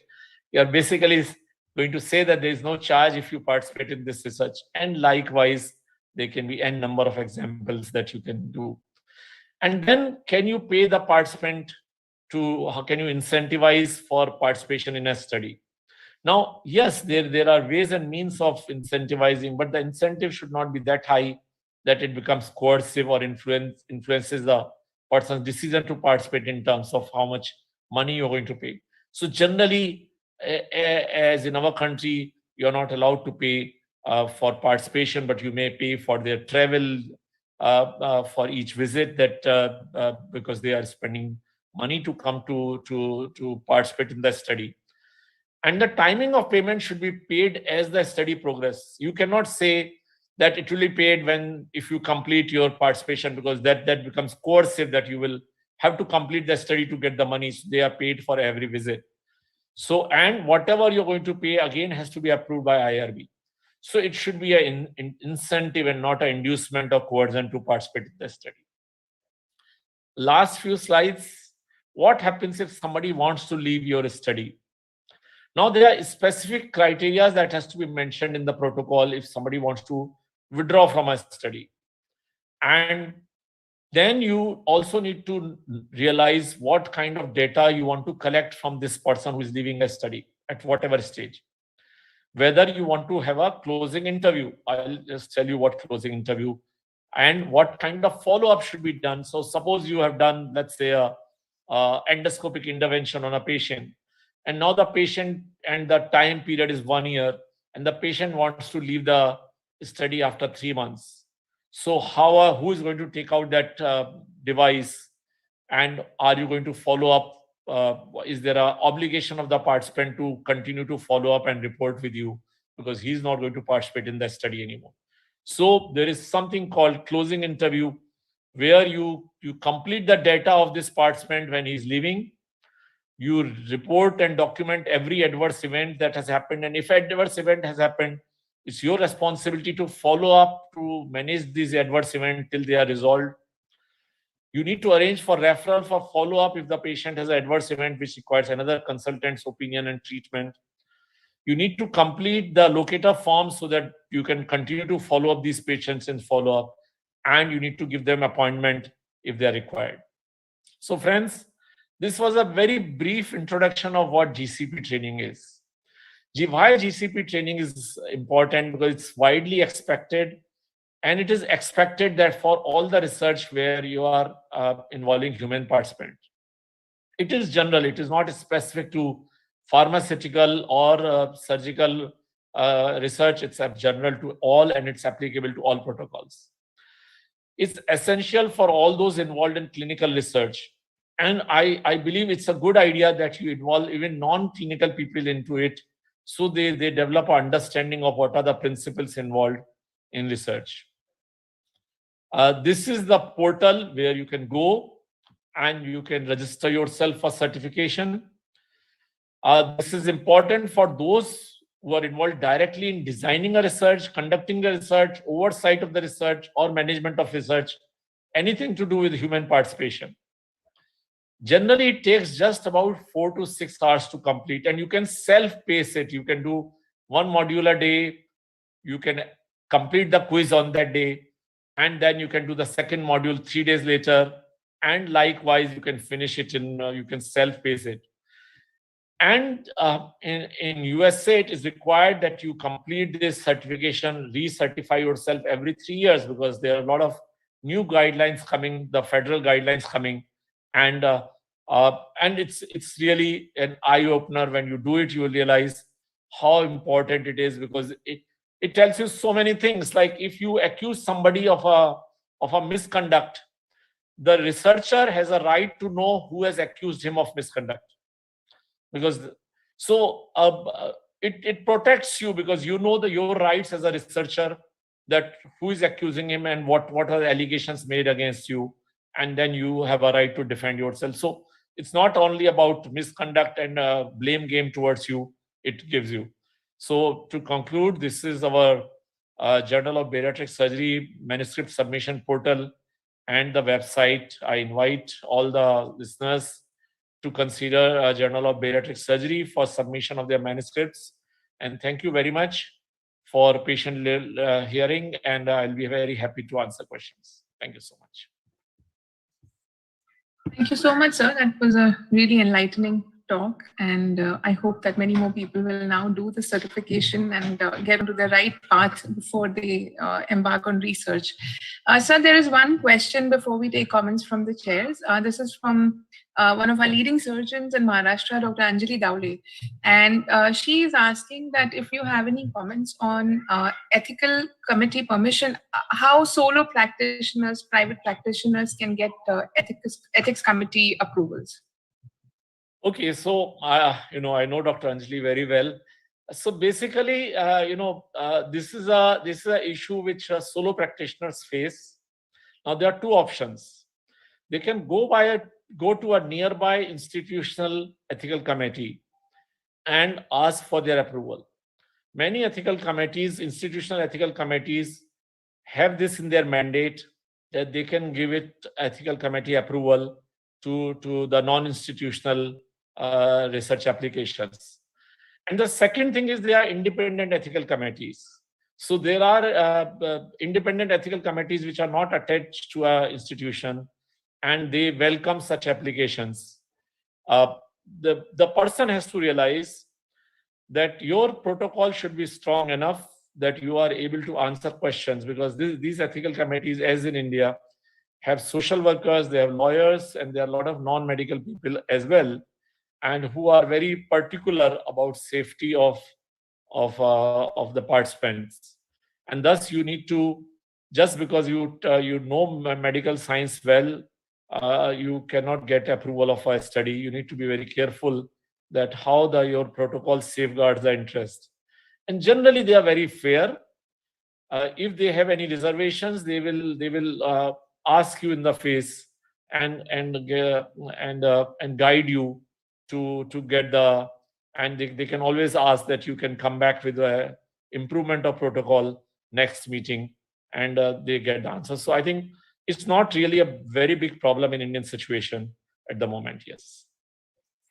Thank you, sir. Dr. Mahavar has a comment to make. Thank you, Raman. Very insightful and dare I say useful talk, for all new researchers in India.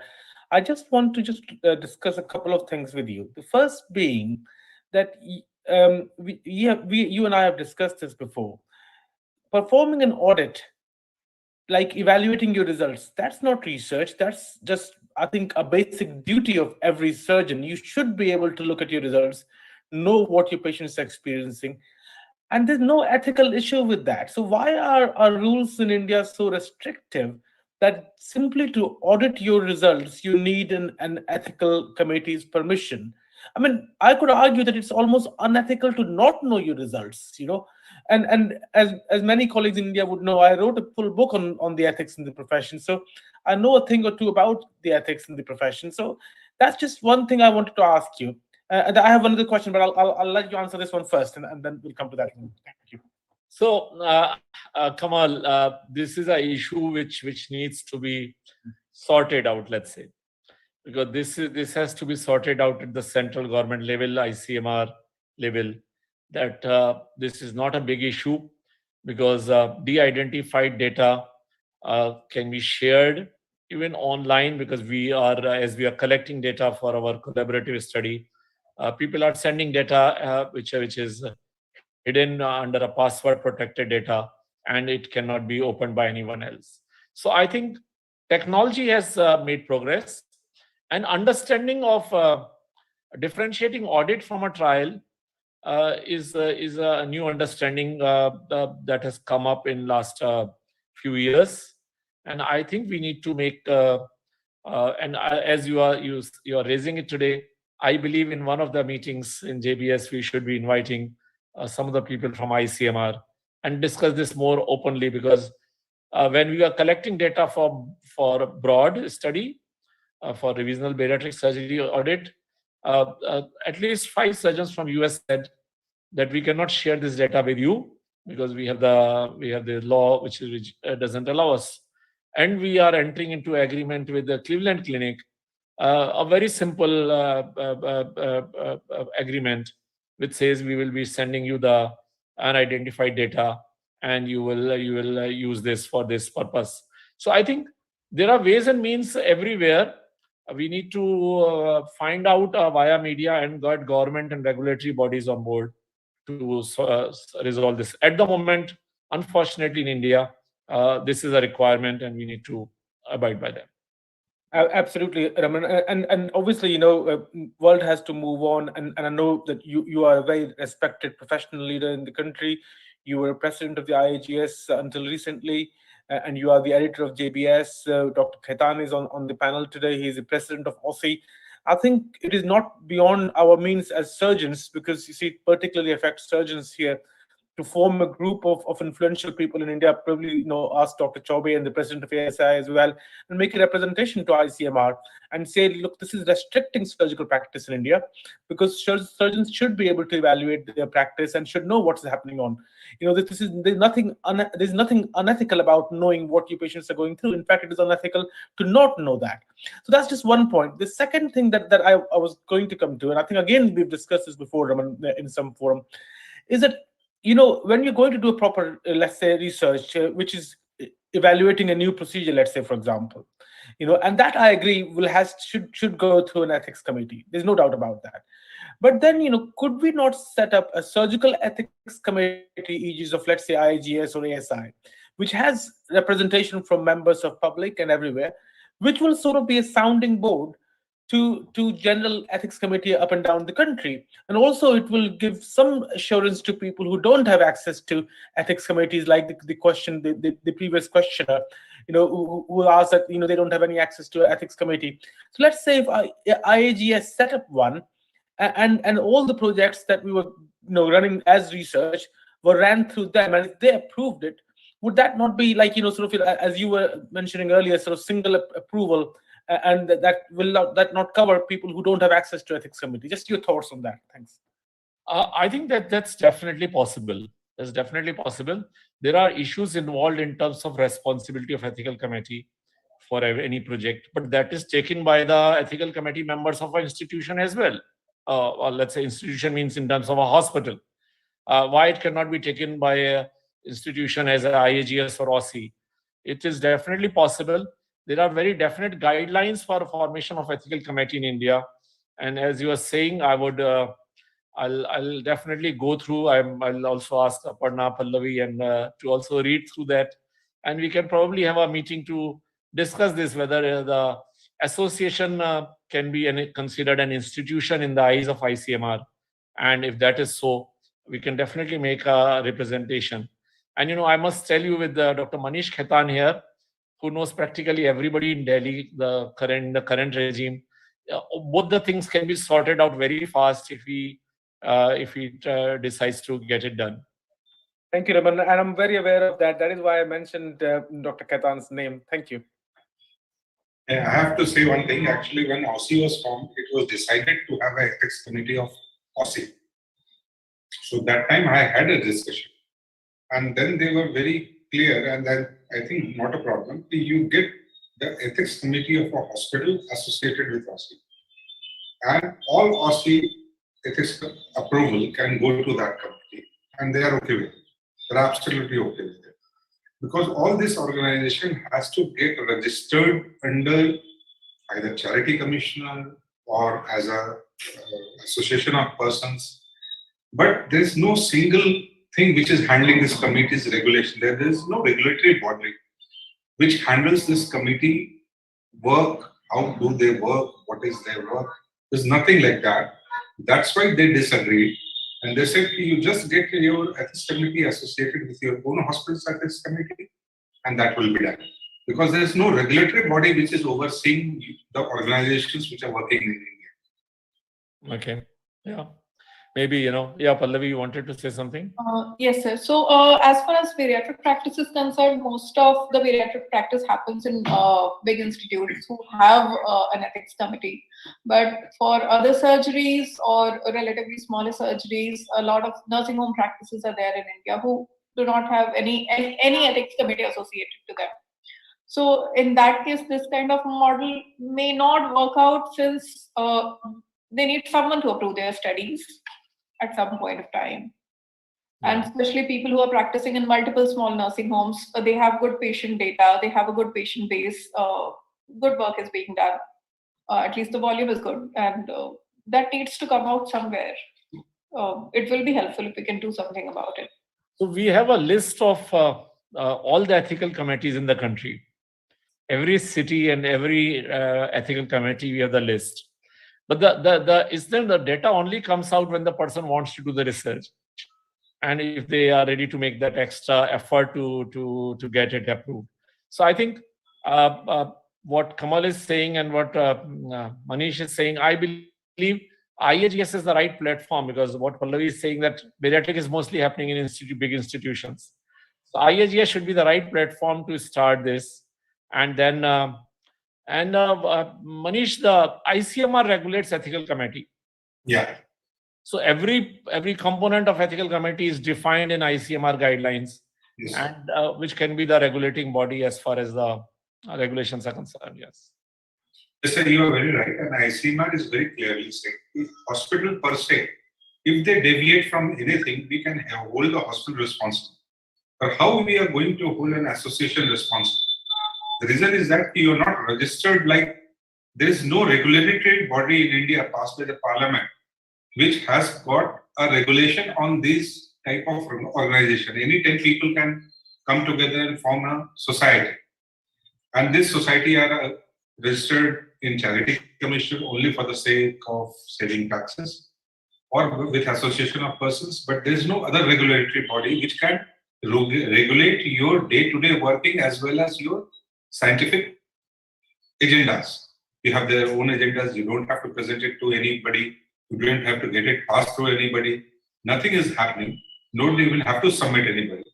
But what you can do is suppose I was supposed to present, supposed to clear some data. So the civil hospital is also having their own ethics committee. So you can approach them. I approach them, and they are very clear about it. Our ethics committee is sitting. You just submit your everything. And if they agree to it, go ahead with it. So ICMR is very clear. As of now, it is very difficult for us to allow an association to have their own ethics committee, because this proposal was passed in EC to have an ethics committee, and I tried my best. But there are certain rules and regulations of the government of India which doesn't allow us to. Right, sir. So I think we've achieved quite a bit today. We had a lot of meaningful discussion, and there are some things which are probably in the future we need to work on them. I would now like to invite Dr. Raman Goel for the concluding remarks for this session for today. Sir, please. Yeah, thank you. So I think it was a very interesting session. There are a few points which were raised during the discussion, and I would like to give few observations on that.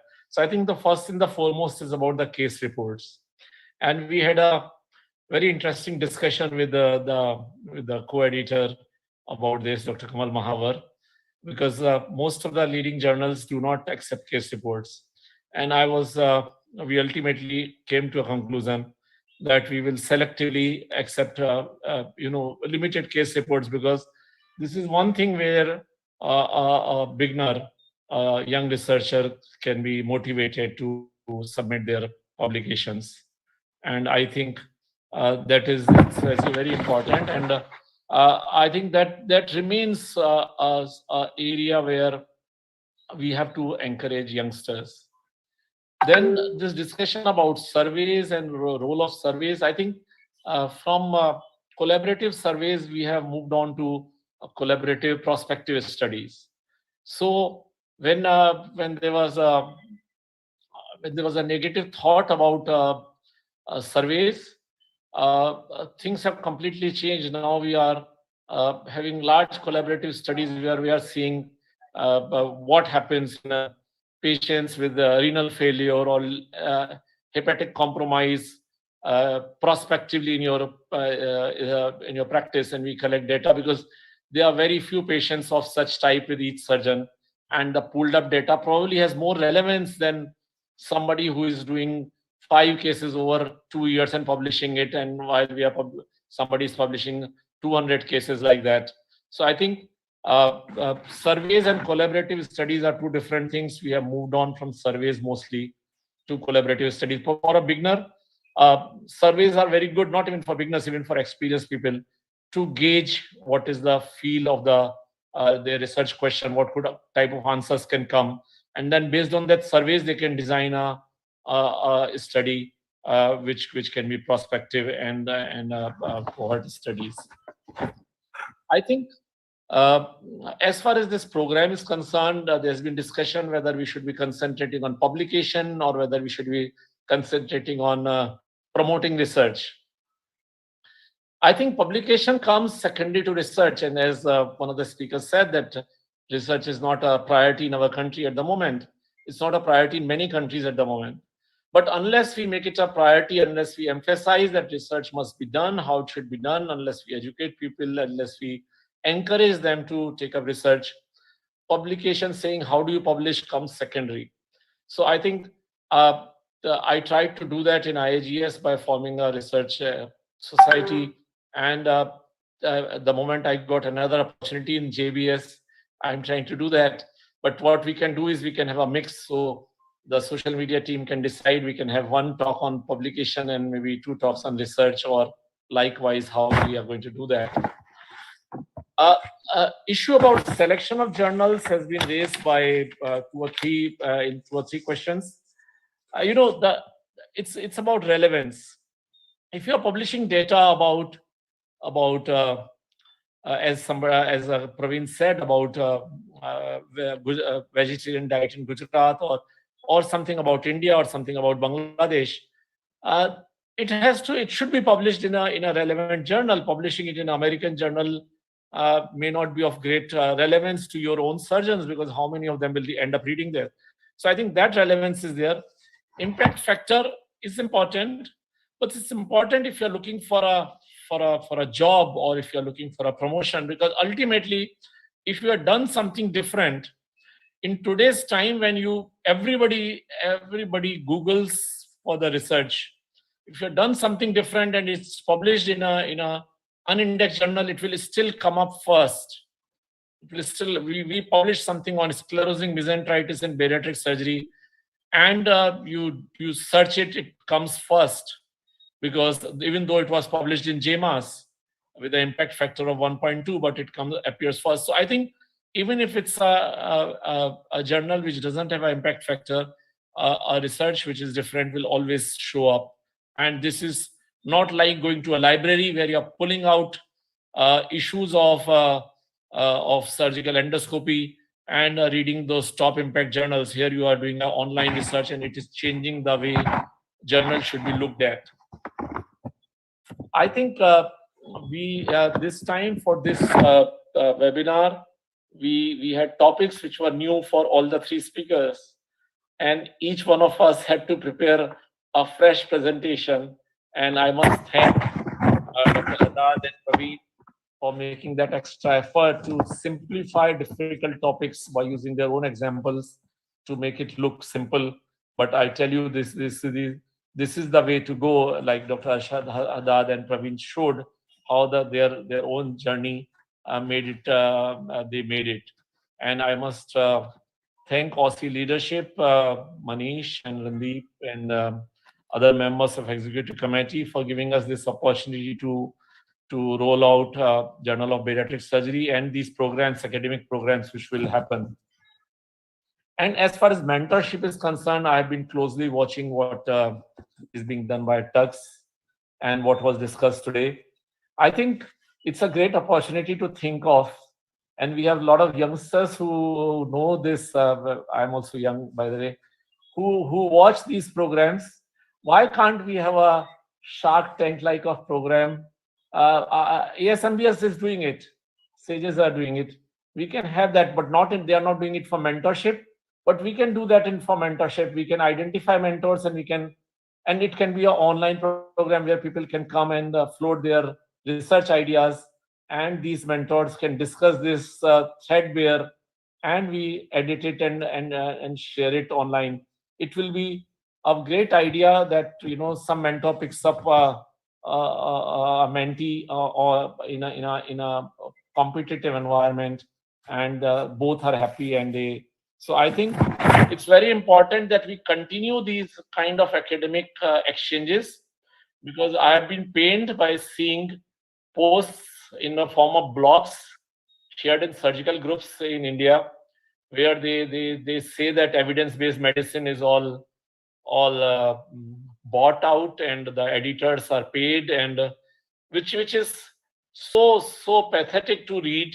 Very painful. The same people who are circulating these, who are every day practicing because of evidence that journals have created. They are safe because the evidence-based medicine gave them the vaccines, which they readily accepted, and they saved their own lives and their family's life. So I think it's a responsibility of all of us to repose faith in the academics, in evidence-based medicine, and to continue doing this without being critical of what is being said.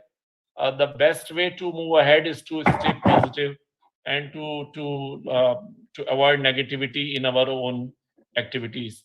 So thank you so much. Thanks for the entire social media team, Dr. Aparna, Dr. Pallavi, Dr. Tarun Mittal, who could not be here today because he was busy in an emergency. And thank you so much, Dr. Aparna, to you. Thank you so much, sir. And just one last line from me, like you said, that it is our intent that matters. And the world today is very polarized, so we have to learn to ignore what we should ignore and just keep doing what we have to do. So, I will just add one thing. Yes. Add one thing, Aparna. Dr. Ramana and Dr. Kamal, we have started for Young Aussie, we have started case reports now on a regular basis. We'll make you a part of it. Interesting videos are being accepted and is being discussed by Young Aussie as well as seniors who are going to judge it. So I will ask Randeep to add you and Kamal to it.